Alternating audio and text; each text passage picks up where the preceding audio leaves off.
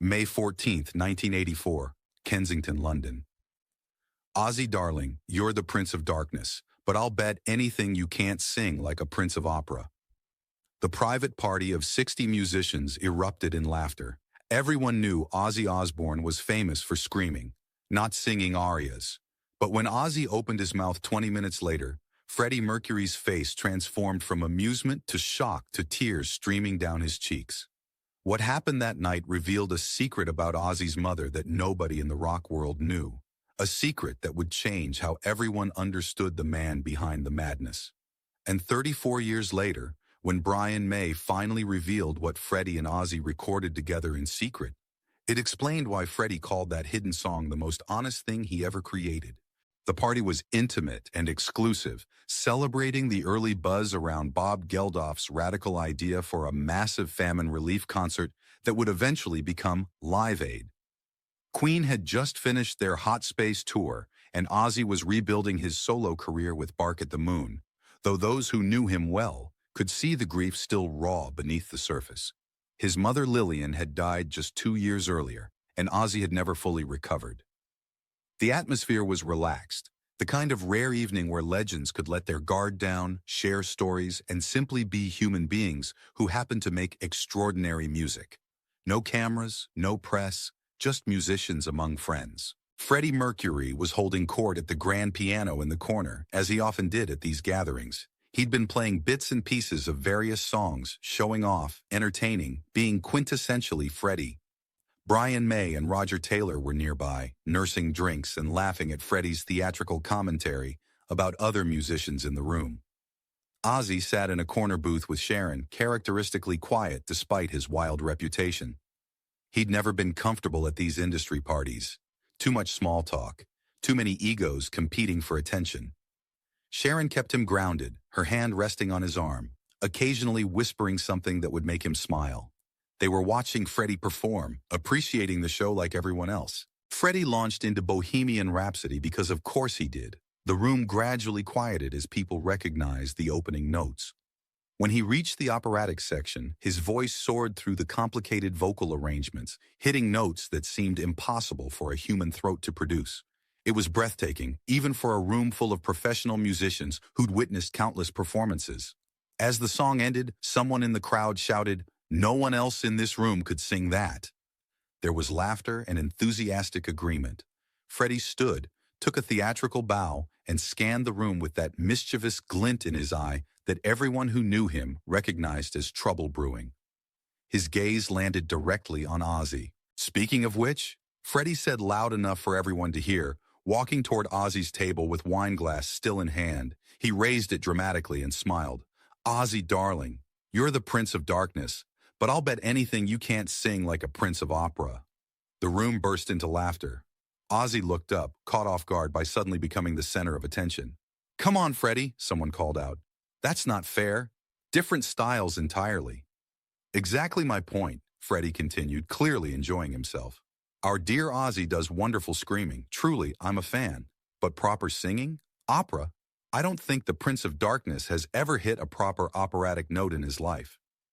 More laughter rippled through the room. Ozzy smiled, but there was something in his eyes that Sharon immediately noticed. She knew that look intimately. That was Ozzy's hurt look, the one he tried to hide behind humor and the crazy persona everyone expected from him. Ozzy was quiet for a long moment. Too long. The laughter in the room began to fade as people sensed the energy shifting into something more serious. Sharon leaned in close and whispered something in Ozzy's ear that nobody else could hear. Whatever she said made him sit up straighter, his entire posture changing. "How much you want to bet, Freddie?" Ozzy asked, his voice quiet but absolutely clear. Freddie's eyebrows shot up in genuine surprise. He hadn't expected Ozzy to engage seriously. "Well, I suppose we're betting pride, darling. Just pride, the most valuable currency in rock and roll." But something in Ozzy's eyes told Freddie this wasn't just another rock and roll dare. This had become deeply personal. Ozzy stood up slowly, deliberately. "Give me 20 minutes, he said. 20 minutes for what? Freddie asked, genuinely confused now. "To warm up," Ozzy replied. "If I'm going to do this, I'm going to do it right." The room went completely silent. No one had expected Ozzy to accept the challenge, let alone take it seriously enough to ask for preparation time. Ozzy walked out of the main room and disappeared down a hallway toward the private areas of the venue. Sharon remained seated, her expression unreadable, but her eyes following her husband with something that looked like protective concern mixed with quiet pride. Brian May leaned over to Freddie. "What just happened?" "I have absolutely no idea," Freddie admitted, his theatrical confidence momentarily replaced by genuine uncertainty. "He's having us on, surely," Roger Taylor suggested. But Sharon shook her head firmly. "No," she said quietly. "He's not." Those 20 minutes felt like an eternity. The party tried to resume its previous energy, but everyone was distracted, wondering what Ozzy was doing. Some people speculated he was just hiding, that he'd slip out the back door and avoid the whole embarrassing situation. Others thought he might come back and do some kind of comedy bit, turn the whole thing into a joke. No one, not even Sharon, knew exactly what to expect. When Ozzy walked back into that room, everything about him had changed. The wild man persona was completely gone.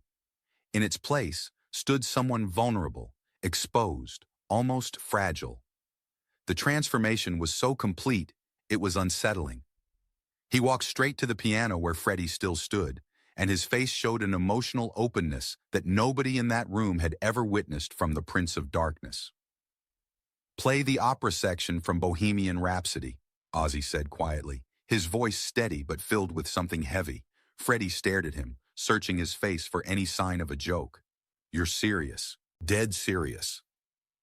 Freddie sat down at the piano slowly, his theatrical persona momentarily suspended by the unexpected gravity of the moment. The room gathered around instinctively, everyone wanting to witness whatever was about to happen. The silence was so complete you could have heard breathing. Freddie's fingers touched the keys, and the familiar melody began. When the moment came for the vocals, Ozzy closed his eyes. His entire body language transformed. His shoulders dropped, his breathing deepened, his face relaxed into an expression of profound concentration. And then he sang, "Scaramouche, Scaramouche, will you do the fandango?" The voice that came out of Ozzy Osbourne was not the voice anyone expected. It wasn't metal, it wasn't rock. It was controlled, powerful, technically precise. It was operatic, real, trained, beautiful opera delivered with professional technique and emotional depth. Freddie's hands faltered on the piano keys for just a second, but he recovered quickly, his eyes going wide with absolute shock. He kept playing, but he couldn't stop staring at Ozzy in disbelief. Brian May's mouth literally fell open. Roger Taylor set down his drink with a thud. The entire room was frozen in stunned silence. Ozzy continued, his voice building with confidence and power. "Thunderbolt and lightning, very, very frightening me." The vibrato was perfect. The breath control was impeccable. This wasn't a rock singer pretending or attempting something outside his range. This was someone who had been professionally trained in classical vocal technique. When he reached the high notes, Galileo, Galileo, Galileo, Magnifico, Ozzy's voice soared effortlessly. He held the final note, pure and clear and impossibly sustained, before allowing it to fade into silence. Ozzy opened his eyes slowly. The room remained in complete silence for 3 full seconds that felt like minutes. Then it erupted. People jumped to their feet, applauding wildly, shouting in amazement, utterly stunned by what they'd just witnessed. But Freddie wasn't clapping. He was crying. Tears were streaming down his face as he stared at Ozzy, his expression showing he understood this wasn't just a performance. This was something sacred being shared.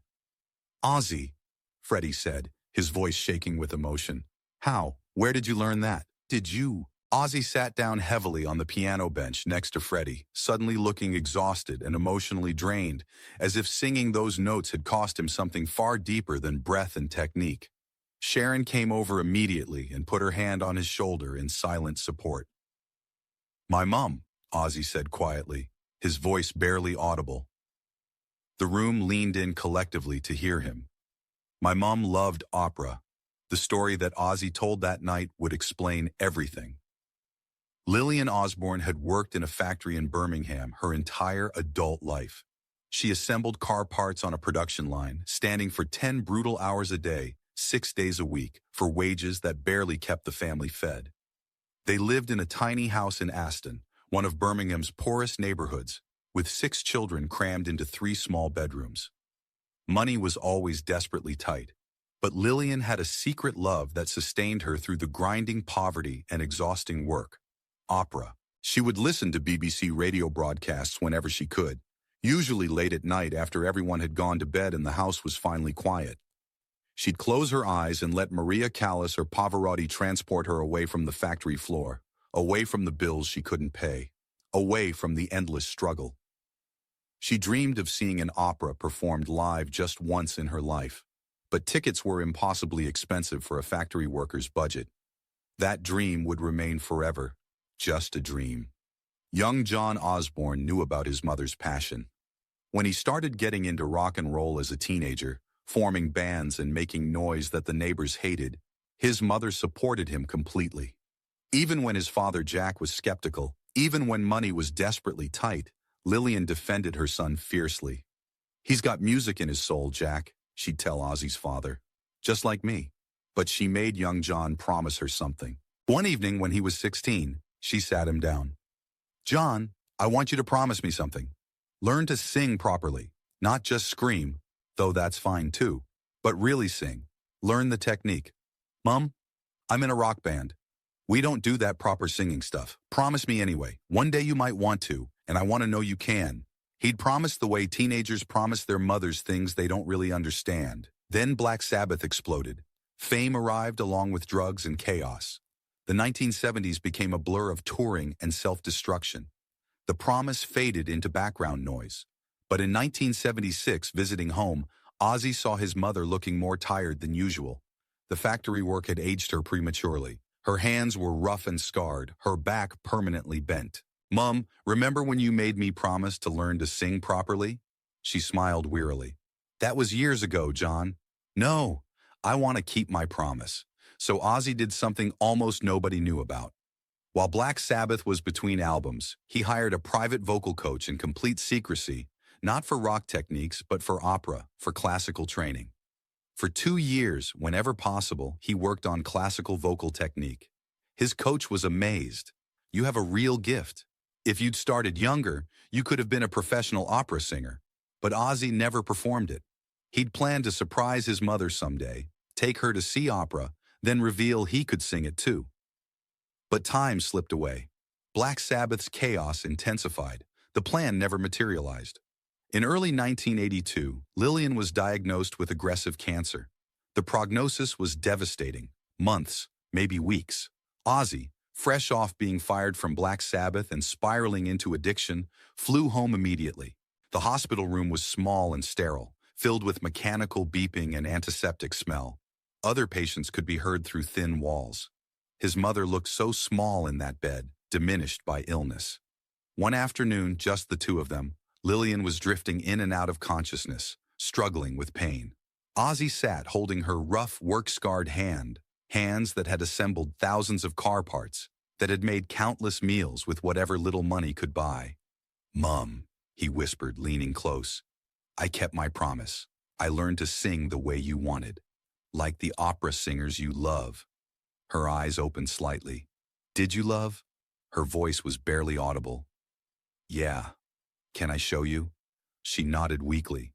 Right there in that hospital room, with just his dying mother as audience, Ozzy sang an aria from La Bohème, one of her favorites she'd listened to countless times on BBC broadcasts. His voice, trained and strong despite years of abuse, filled the small room with impossible beauty.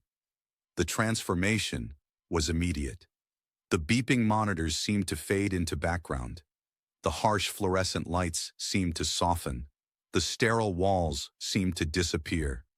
For those precious minutes, that hospital room became an opera house, and Lillian Osbourne, factory worker, mother of 6, woman who'd never afforded a single ticket, finally experienced opera live, performed just for her by her son.